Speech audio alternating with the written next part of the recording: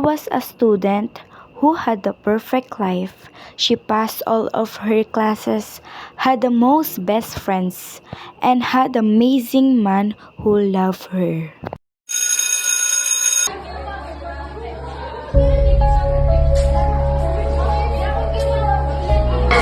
Our class, we have a new student today, so please quickly meet and kindly, okay?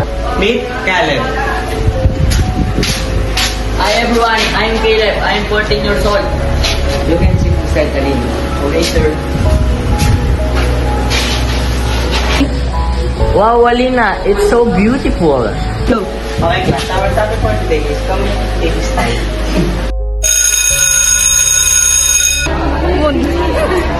Hey girls, I have a question. What is it? After school, what I do next? Get married, Adrian, or find myself? Girls, change topic. Did you see the new student? She keeps looking at us. Yeah, I think I'm nice too. Hey girls, don't say that. I already have a boyfriend, remember? I'm fine. How about your day? Huh? What's missing? Huh? She has a boyfriend? I need lover.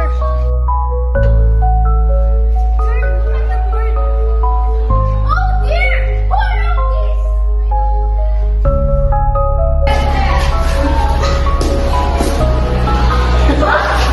Who's this from? Oh, maybe Adrian is so sweet. Hey love, you gave me a woman. You're seriously sweetest. Action. What naman? I did not give you anything. What? I already ate. Oh, maybe it was the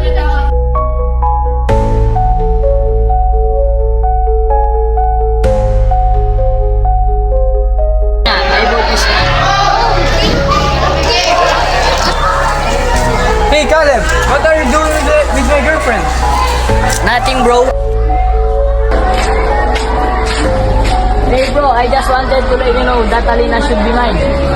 What? She's already taken by me. She's already happy with me. No, no, no. I want her. She is mine. Caleb, what's wrong with you? Are you okay, Adrian? Yes, as long as we I don't. Come on, I get you ice. She will also be mine. Thanks here. Are you hurting me, Adrian? Of course, you're just a woman. Maybe you're meeting him secret. You're wrong about me and Caleb. We're just friends and we're just talking. What are you even thinking? What are you even thinking? We're just friends. You know what, Adrian? I wish I never met you. You've changed so much. Okay, I forgive you, but one condition. Huh? What condition, Adrian? I'm going to have my way for this one. Huh? Have you lost your mind, Adrian? I can't wait anymore, Alina. Please. You're shameless, Adrian! Stop it! Curse you!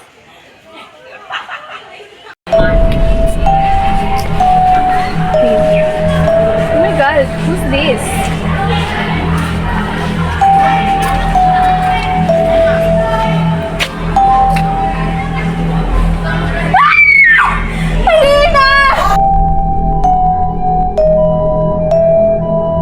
I'm leaving now, Adrian. Stop it!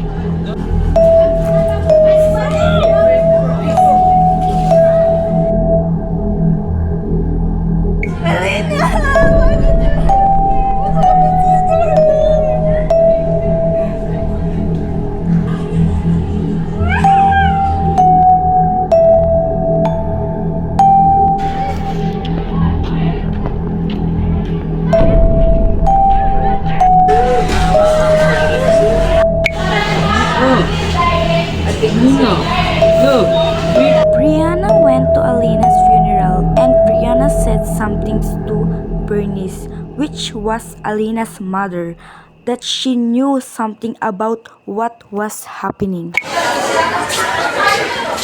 I think I saw Alina and Adrian there.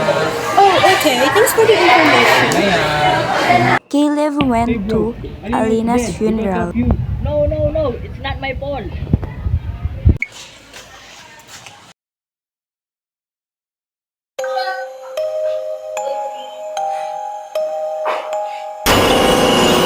Oh my God, more salt!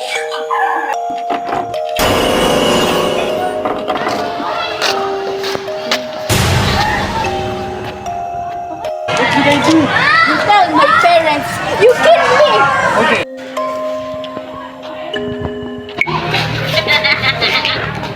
Auntie, I need to something to tell you. What? The Alina is dead because of me. What?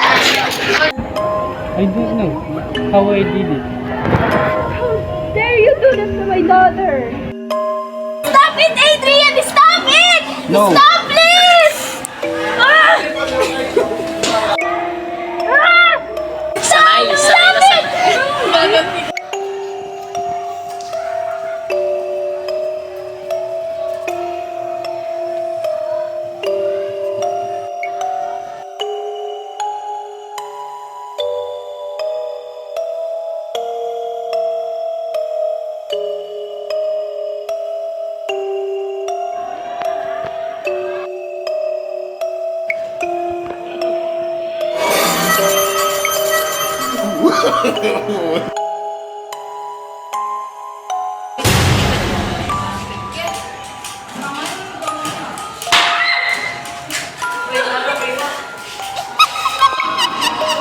Prayer, Robin the Bee.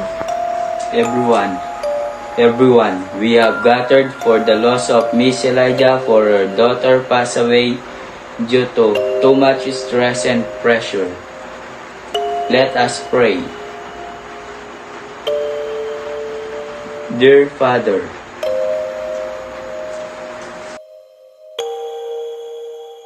Gumaganda ang paligid kung bawat tao ay puno ng pag-ibig. Napapawi ang bigati, masilayan lang ang iyong ngiti. Okay, gandang isipin ang isang mundong puno ng pag-ibig.